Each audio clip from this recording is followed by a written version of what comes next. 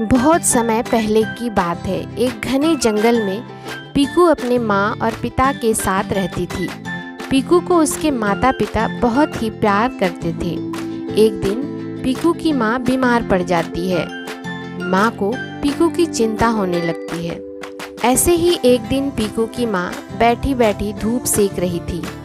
तभी वो देखती है कि पड़ोस में रहने वाली चिक्की चिड़िया की सौतेली माँ उसे धक्के देकर घोंसले से बाहर निकाल देती है। ये सब देखकर पीकू की माँ बहुत डर जाती है और सोचने लगती है, अगर मैं मर गई तो मेरी बेटी का क्या होगा। अगर पीकू के पिता ने दूसरी शादी कर ली तो सौतेली माँ मेरे पीकू को इसी तरह घर से बाहर निकाल देगी। सुनो जी, अगर मैं मर गई तो तुम दूसरी शादी मत करना, वरना उसकी सौतेली माँ पीकू पर बहुत अत्याचार करेगी। पीकू की माँ, मरे तुम्हारे दुश्मन, कैसी बातें कर रही हो। तुम्हें कुछ नहीं होगा, तुम जल्दी ही ठीक हो जाओगी। नहीं, तुम्हें मुझसे ये वादा आज करना ही होगा कि मेरे मरने के बाद तुम कभी दूसरी शादी नहीं करोगे। पीकू की माँ, मैं तुमसे वादा करता हूँ, मैं कोई भी दूसरी शादी नहीं करूँगा। समय बीतता गया। कुछ समय बाद पीकू की माँ की तबीयत और बिगड़ जाती है और एक दिन उसकी मृत्यु हो जाती है। पीकू अपनी माँ से लिपटकर खूब रोने लगती है। माँ, उठो माँ, तुम उठ क्यों नहीं रही हो? माँ, कुछ तो बोलो, मैं अब कैसे रहूँगी? माँ, आँखें खोलो माँ, उठो ना माँ।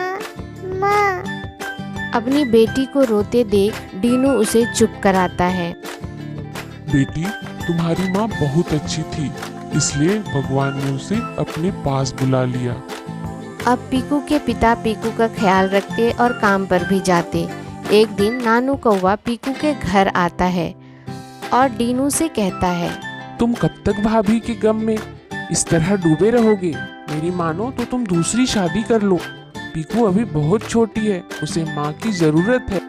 नानू कौवा डीनू को बहुत समझाता है और आखिरकार ना चाहते हुए भी पीकू के खातिर डीनू नानू कौवा की बात मान लेता है और वह कुक्कू चिड़िया से शादी कर लेता है।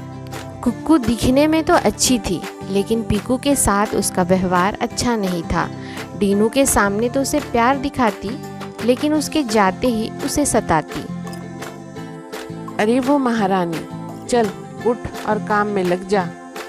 काम खत्म करने के बाद मेरे पैर दबा और खबरदार अगर अपने बाप को कुछ भी बताया।